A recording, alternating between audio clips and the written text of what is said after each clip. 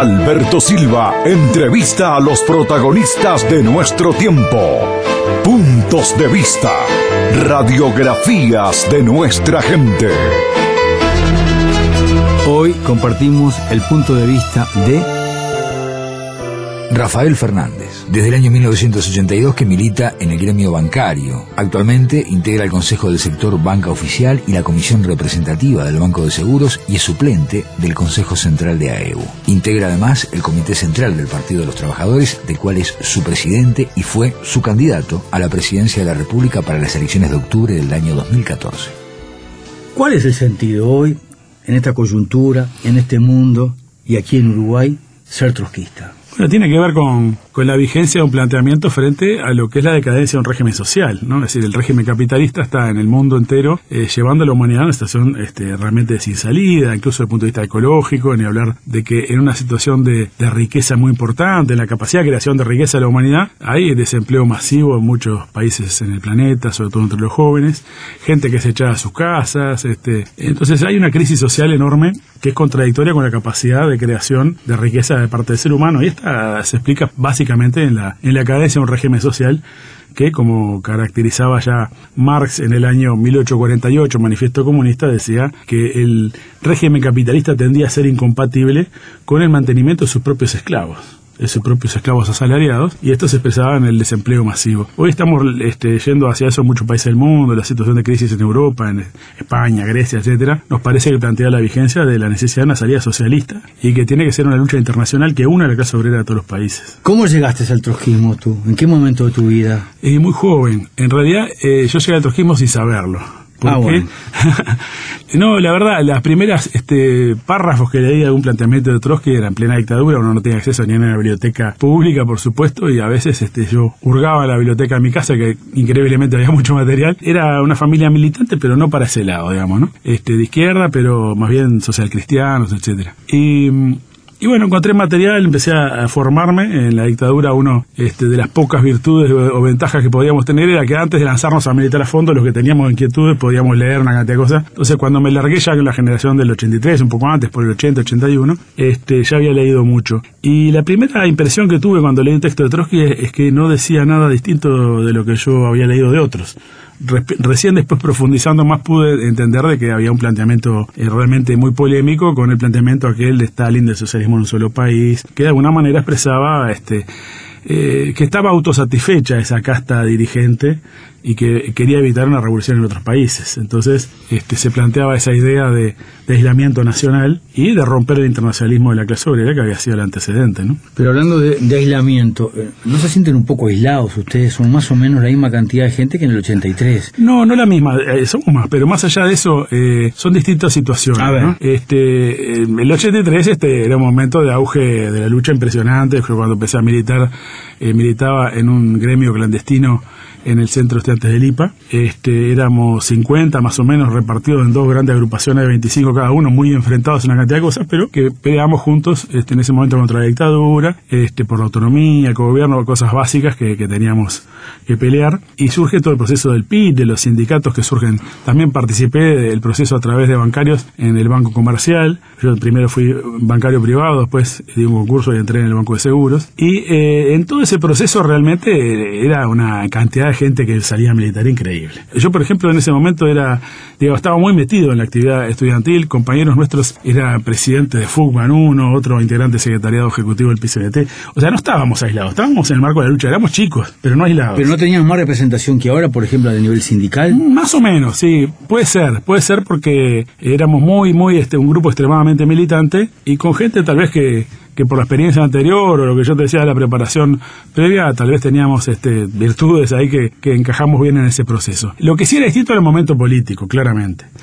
Había una efervescencia muy grande del movimiento estudiantil, el movimiento sindical, y que generó ese 1 de mayo del 83, después del 84, la marcha del 25 de septiembre del 83, que fue la marcha del estudiante, que fueron masivas todas esas acciones, ¿no? Bueno, después una marcha muy reprimida, que yo estuve acá ahí en la Republicana en el 9 de noviembre del 83, un poquito antes del obelisco. Y después viene un primer paro general en la dictadura, es decir, todo un proceso muy convulsivo y realmente no estábamos aliados, estábamos metidos en la cosa. Después sí, cuando viene el proceso de la democracia con Sanguinetti y eso, nosotros teníamos una visión sobre el Frente Amplio que nos separaba de casi todo el resto de la izquierda. Y por lo tanto, sí, hubo un proceso de aislamiento y en muchos puntos de retroceso de parte nuestra. Nosotros sentimos que recién ahora estamos saliendo de esa situación. Bueno, en la última elección tuvimos un poco más de presencia mediática, de votos también, pero realmente creo que es la primera elección que pudimos decir un poquito más en algún lado, que se nos escuchara. Entonces no siento realmente que estamos en una situación de aislamiento de vuelta, pero pasamos por un momento realmente complejo y que tenía que ver con las grandes expectativas que se generaban en el Frente Amplio. Acaba de terminar este congreso del PCNT, tú representás allí un sector una corriente dentro de los bancarios, y paradojalmente un partido que es obrerista tiene como candidato a la presidencia un obrero que hasta hace un tiempo nomás no se lo consideraba un obrero. Sí. Los bancarios eran como otra cosa. Pero no es la primera vez. Hugo Cores era el vicepresidente de la CNT, bueno, porque las corrientes más combativas del gremio bancario ganaron la mayoría después de un gran conflicto del 68. Yo obviamente lo conozco por estudios, no porque lo haya... A Hugo Cores sí lo conocí cuando lo reintegraron al Banco de Seguros, yo estuve entre los que lo aplaudieron cuando entró. Por lo tanto, hay toda una tradición del gremio bancario, sobre todo en la década del 60. Diría que después de la gran crisis bancaria del 65, que el gremio bancario, si bien vos ibas a una asamblea y había autos afuera del local de asamblea, era gente muy aguerrida realmente, un sindicato que soportó la militarización por parte del gobierno Pacheco Areco, y que eso implicaba que a la gente que no iba a trabajar la consideraban desertores y la mandaban a los cuarteles, y por lo tanto tuvieron que pasar prácticamente a la clandestinidad para mantener la huelga, y se mantuvo la huelga, 3 meses de huelga. O sea que yo siempre reivindico al gremio bancario, porque seguramente tenemos millones de críticas, pero yo pertenezco al Banco de Seguros, que fue ocupado 7 veces durante después del golpe de Estado. Es decir, lo desalojaban, convocaban a trabajar, se presentaban de vuelta y volvían a ocupar hasta que volvían a desalojar. Como pasó con Alpargata, que era una fábrica textil, y con muchos otros lugares. Entonces, ese esquema del sindicato bancario aburguesado, etcétera, pero lo has escuchado, que por supuesto, y que yo lo siento también. A veces a eso me refiero. lo siento yo como crítica. Al día de hoy, sí, yo, son privilegiados, tiene parte de razón, muchas veces no es el sindicato más solidario. Igual hay un compañero gráfico que una vez me contó una anécdota que a mí me conmovió mucho, y que quiero escribir un cuento algún día sobre esa, que su madre era muy conservadora, un compañero que estuvo preso muchos años por MLN, gráfico, en una huelga gráfica del 60 y pico, 67, 68. La madre de él la ve que le cambia la cabeza un día. Él llega a la casa, parecía que la madre estuviera orando, y en realidad estaba arrodillada frente a una cantidad de paquetes, y eran paquetes que había mandado el gremio bancario de solidaridad con los gráficos en conflicto. Y el compañero me decía que él sintió que su madre, que era muy conservadora y que lo criticaba mucho porque iba a la marcha UTA, etcétera, fue la primera que comprendió lo que era la clase obrera. Entonces a mí me pareció maravilloso que por algo a veces tan simple, claro, se genere esa solidaridad, ¿no? Esa comprensión de lo que es ser hermanos de clase y de pelear juntos. Hablando de madres y de hermanos, ¿cómo fue tu composición? ¿De dónde venís tú? ¿De qué barrio? ¿De qué estamento social? Malvin, que sería capas medias totalmente. Mi vieja es jubilada, obviamente, docente, profesora de literatura. Mi viejo falleció muy joven, yo tenía 5 años. Mi vieja tenía 7 hijos, ¿no? Éramos 7 hermanos, no todos varones, no soy el lobizón. No había televisión. Había, eso es lo raro. Pero no, ¿qué pasa? Una familia muy católica, de prevención ninguna, cero cuidado. Para mí, en ese sentido, reivindico, porque soy el sexto. Si se hubieran cuidado mucho, yo no estaba acá. Pero no, una familia, mi vieja es una persona con la que me peleé toda la vida, como muchos con sus padres, pero que realmente es una mujer que se jugó mucho. Teniendo 7 hijos, siendo viuda, muy joven. Ella militó a nivel de los docentes, de los profesores, era integrante de la Gremial de Profesores de Montevideo, incluso que era la vicepresidenta cuando el golpe de Estado, y estaba complicado. Ella refugió gente de otras corrientes. Ella era demócrata cristiana en esa época, que algunos sobrevivieron y otros están desaparecidos. Tengo ese recuerdo de niño, ¿no? Es decir, porque yo era chico en esa época, yo en el golpe tenía 10 años. Entonces, tengo el recuerdo de decirme, no hables nada, claro, no digas que está esta persona acá. Entonces esas cosas te forjan de alguna manera. Es decir, yo considero que mantengo un hilo histórico, una continuidad histórica con esas luchas de antes, más allá de las matices, las discrepancias, de lo que sea, porque había un planteo de cambiar el mundo. Y ese planteo para mí es el que me marcó como una decisión de vida. Es decir, seguramente fue más largo de lo que uno esperaba, el proceso más confuso, más complicado, pero creo que es para lo que vale la pena dedicar la vida. Y antes de la huelga, ¿qué recuerdos tenés de actividades sociales en tu casa, con tu madre? Y imagínate que era un barrio que la casa estaba siempre abierta, un barrio donde todo el tiempo entrábamos todos en la casa de todos, o sea, muchos chiquilines. Recuerdo haber ido, por ejemplo, comité base de Frente Amplio, marcha de docentes, los actos del Frente Amplio del 71, es decir, todo eso lo viví, tenía 9 años en el 71, uh-huh. O sea que lo viví muy de cerca y me doy cuenta que me pegó distinto que a mis hermanos hasta mayores o una más chica que tengo. Nunca se sabrá por qué, ¿no? Una persona elige una determinada vocación, o tiene una determinada vocación, y en el mismo contexto familiar, pero la verdad que me sentí siempre muy ligado a eso. ¿Te pegó distinto porque por tu pasión por la dedicación, por la dedicación, sí, porque una cosa es todo el mundo aporta en la medida de lo que puede, pero realmente yo no concebía que iba a dedicar mi vida a otra cosa, que a la militancia política, en la idea de una revolución social, ¿no? De un cambio profundo, que no sabíamos ni cómo iba a ser. En plena dictadura me acuerdo con discusiones con algunos de mis hermanos, que eran muy escépticos, ¿no? De posibilidades de cambio porque la dictadura era muy cerrada, y yo tenía un optimismo que no le encuentro una explicación lógica, ¿no? Porque no era un momento muy bueno,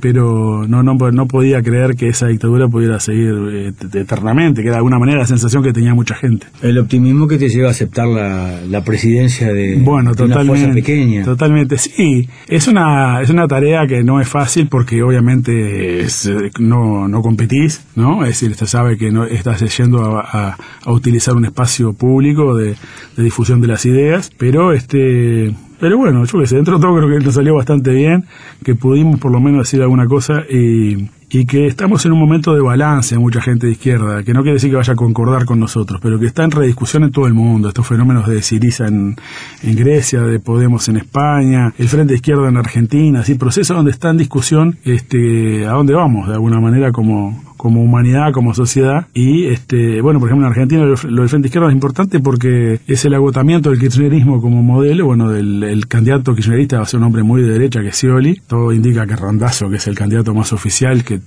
también es un candidato de segunda en este sentido, de que no tiene tampoco una trayectoria relevante, y bueno, surja una oposición que es importante a nivel de popular, de inserción popular, no solo sindical, sino estudiantil, barrial, muy, muy interesante, y bueno, que creo que como está tan cerca y no se le da tanta importancia como lo de Podemos, lo de Syriza, que obviamente es mucho más impactante por la velocidad de esos cambios, ¿no? Estamos compartiendo en la mañana de hoy el punto de vista de Rafael Fernández, integrante del Comité Central del Partido de los Trabajadores.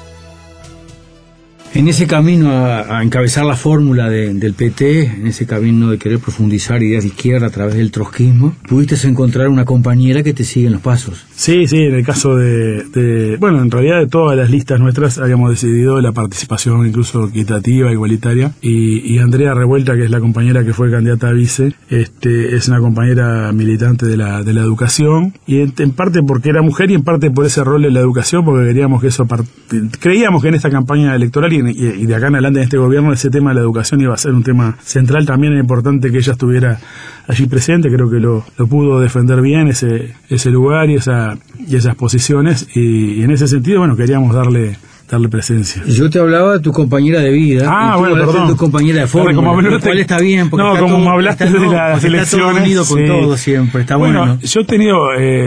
Sí, la verdad que suerte siempre de que las parejas que he tenido han estado siempre... ¿Que son todas trujistas? No, pero sí, bueno, hay que aguantar un poco el tren a veces de que uno está en muchas reuniones, muchas actividades. Si bien yo soy capaz de enchufarme muchas veces de cuando estoy en casa, no estar ausente de alguna manera mentalmente, pero es complicado. Y mira, cuando yo empecé a militar allá, tenía antes de los 18 años, o los 18 años por ahí, a la que era mi pareja en ese momento, que me estuve 24 años casado, y le dije, mira, yo soy esto, mi vida va a ser para esto, te lo digo ahora porque si lo bancás, pero si no, no, era un planteamiento raro, demasiado esquemático, pero de alguna manera era para expresarle que yo estaba jugado a una idea, y en un momento que jugarse una idea en una militancia te complicaba la vida, y le podía afectar la vida a ella. Entonces ella lo bancó bien y militó un tiempo además, no, sobre todo a nivel sindical, ¿no? Por lo tanto, bueno, siempre tuve... Te acompañó un cuarto de siglo. ¿Qué te parece? Un disparate, no sé cómo me agotó tanto. No, la verdad que sí, mis hijas también. En ese sentido tengo en la familia un respaldo muy grande. ¿Y cómo haces para desenchufarte eso que decís que intentás en tu casa, con claro, depende. Próxima, no estar todo el día en la rosca, no estar todo el día... Ahora son etapas, ¿no? Cada uno, ahora como mi pareja actual tiene hijos un poco más chicos y eso, yo que sé, vemos muchas películas, también salir o traspasear y esas cosas, pero en la última etapa sobre todo muchas películas, ¿no? Con los gurises verlas, y me divierto, yo me viendo hasta una película, una comedia, lo que sea, con los chiquilines, bueno, en estos días los partidos de fútbol, obviamente. Son momentos que uno intenta estar ahí con ellos. ¿Seguís el camino de fuerzas trotskistas en otras partes en el mundo? Tú hablabas de Argentina, en un momento tuvo cierta incidencia el trotskismo, sí. Luego tuvo un declive, pero llegó a ser incluso la fuerza más importante, creo, en todo el planeta, en proporción de habitantes. Sí, ha tenido fuerza, bueno, en Bolivia, en otros lugares, después decayó en Bolivia. Bolivia fue muy importante. Yo te diría que uno va a Bolivia, yo estuve en el 84, es la única vez que estuve, y todo el mundo, todos los grupos, los militantes sindicales, todos de los grupos que sean, todos te hablan en terminología más trotskista de la que yo puedo hablar. Te sorprende realmente, es una cosa, del mismo modo que los que vienen de Argentina acá entienden que acá hablamos con una terminología muy clasista, muy, mientras que allá el movimiento sindical fue peronista, nacionalista, ¿no? Pero si uno va de acá a Bolivia se sorprende y de repente no está diciendo lo que uno piensa que está diciendo, pero lo dice con ese lenguaje. No, ha tenido influencia en muchos lugares y después sufrió una crisis muy grande el trotskismo. En gran medida las principales tendencias, sobre todo con el derrumbe de la URSS, curiosamente, sintieron... había grupos que creían que la URSS nunca podía ir para atrás. Es decir, que solo podía ir para adelante. Es decir, no podía volver al capitalismo. Incluso los más críticos. Nosotros teníamos otra visión. Ya desde la década del 70 veíamos un proceso de acercamiento creciente. Y entonces cuando apareció la perestroika, todo ese proceso lo interpretamos en ese sentido, del mismo modo que las reformas en China. Y por lo tanto estábamos preparados de otra manera para esa situación. En Argentina hoy está teniendo un desarrollo muy, muy grande del Frente de Izquierda y son básicamente 3 o 4 grupos trotskistas que están divididos en una cantidad de temas, pero han logrado presentar un frente unido. Incluso están logrando captar a otras fuerzas de izquierda que no vienen del trotskismo, del tronco del trotskismo. Por ejemplo, el Perro Santillán, un dirigente muy conocido en la zona de Jujuy, que es un dirigente muy importante del movimiento obrero argentino, ahora también se integró al Frente de Izquierda. Entonces, es un proceso que a mí me parece muy auspicioso, pero sigue siendo un proceso lento. Ya que hablas de un frente con distintos grupos que están divididos, ¿por qué uno piensa en trotskismo y piensa en división? ¿Por qué avanzan un poquito y se dividen en 2 grupos? Y después los grupos se dividen en 2 grupos más. Exacto. Ha sido una constante en todo el mundo. ¿Por qué les pasa nosotros eso? En particular, en el PT de Uruguay, tuvimos una división en el año 87, casi al medio, así. El otro grupo después no continuó mucho más, pero incluso había formado un grupo, y después estuvimos a punto de tener otra en el 98. Y ahí me acuerdo que algunos compañeros dijimos, bueno, nosotros, si somos motivo nosotros de la posibilidad que se rompa, damos un paso al costado, que dirija al otro mete tanto, es decir, con una actitud bien, no de desarruchar al que viene, ¿no? Ahí evitamos esa ruptura porque habíamos aprendido de la anterior, donde había diferencias políticas, pero para mí en particular, que como militante, no justificaba una ruptura. Y creo que la enorme cantidad de las experiencias anteriores de grupos trotskistas se han dado rupturas por cosas que son secundarias.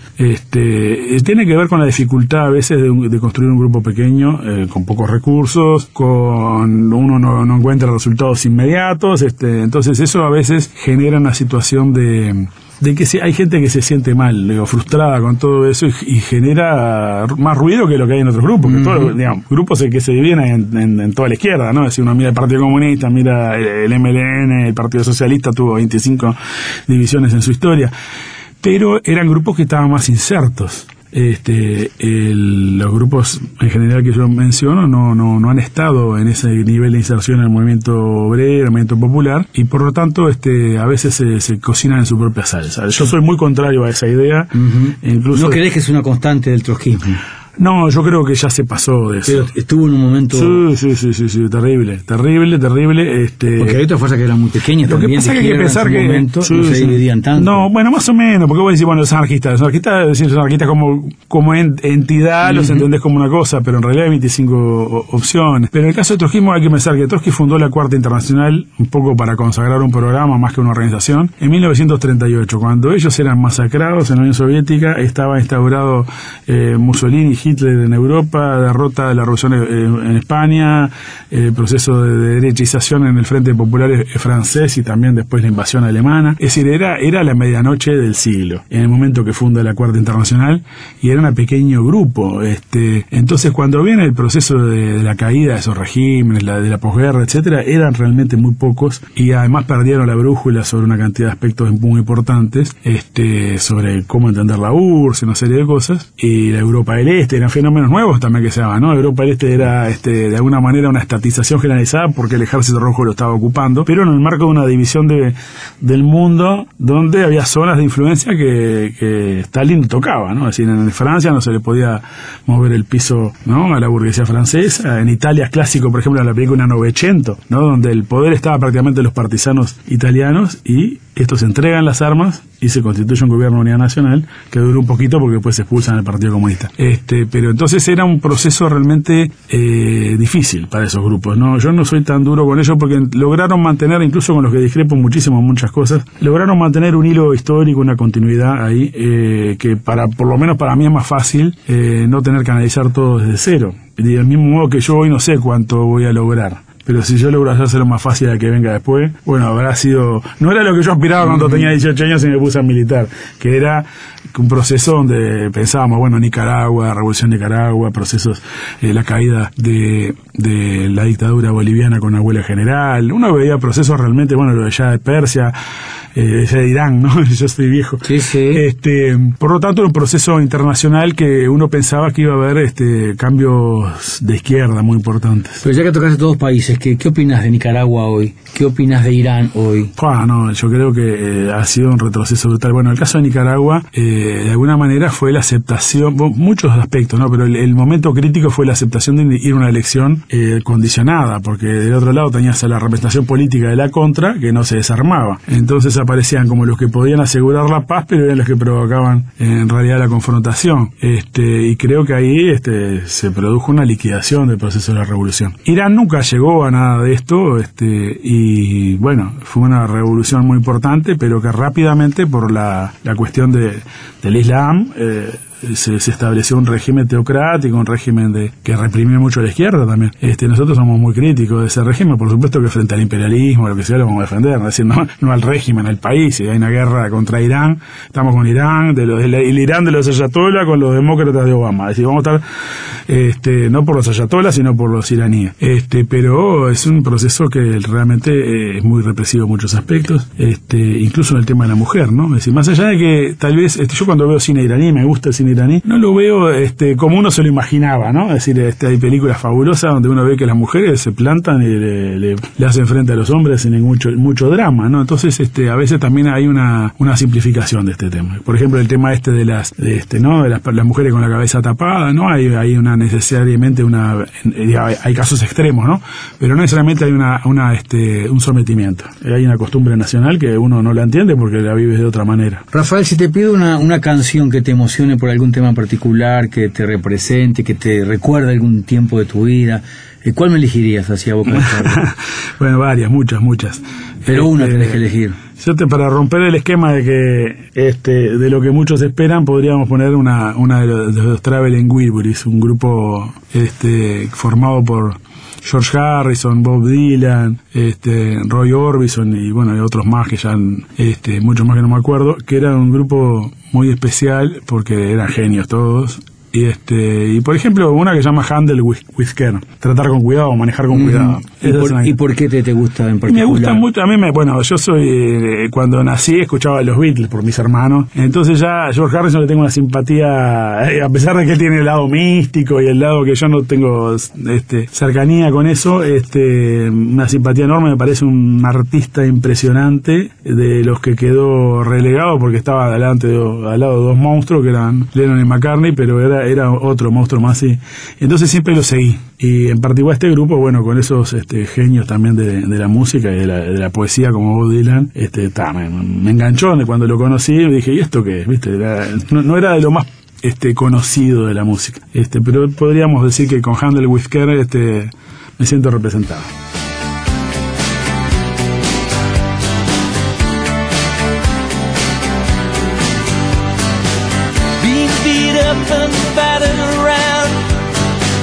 Been sent up and I've been shut down. You're the best thing that I've ever found. Handle me with care. En la mañana de hoy hemos compartido el punto de vista del sindicalista integrante del Partido de los Trabajadores, PT, Rafael Fernández. Baby, you're adorable. Handle me with care.